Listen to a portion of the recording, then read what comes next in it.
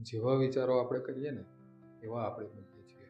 દૈહિક પ્રતિકૂળતાઓ અને વ્યવહારિક પ્રતિકૂળતાઓ એની વચ્ચે પણ જો આપણા વિચારો પોઝિટિવ હોય તો આપણે સફળ બની શકીએ. પ્રોસ્પેરેટિવ થિંકર શું વિચારે કે રસ્તો છે જ, કાલે આ વાતનો ઉકેલ મળશે, સમાધાન મળશે.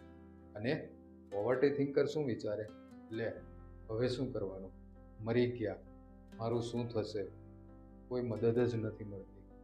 કહેવાનો મતલબ કે વિચારોની સ્પષ્ટતા, સ્વચ્છતા અને શુદ્ધતા જરૂરી છે. ગાંધીજીની વાત કરો, કેટલા વિઘ્નો આવ્યા, પણ દેશની આઝાદીનો વિચાર કર્યો તો બધા વિઘ્નો પાર કર્યા ને. અબ્રાહમ લિંકન 16 વખત ચૂંટણી હાર્યા, પણ નક્કી કર્યું હતું તો અમેરિકાના પ્રમુખ બન્યા ને. નેલ્સન મંડેલા દક્ષિણ આફ્રિકામાં અપાર્થાઇડ મુવમેન્ટમાં એમને કેટલા વિઘ્નો નડ્યા, 27 વર્ષની જેલ.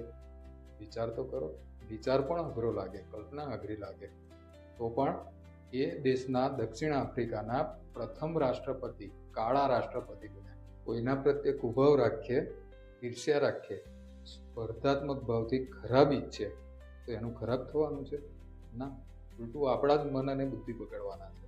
સ્પર્ધાત્મક જીવનમાં હંમેશા રહેવું, એનાથી પ્રગતિ થાય.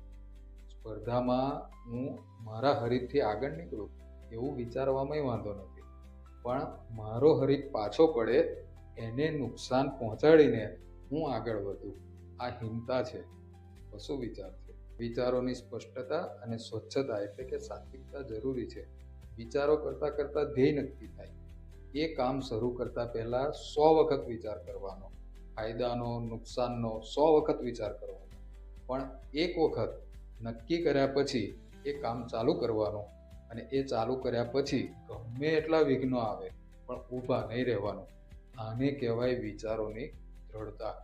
અને આવા વિચારોથી જ જીવન સુંદર બને.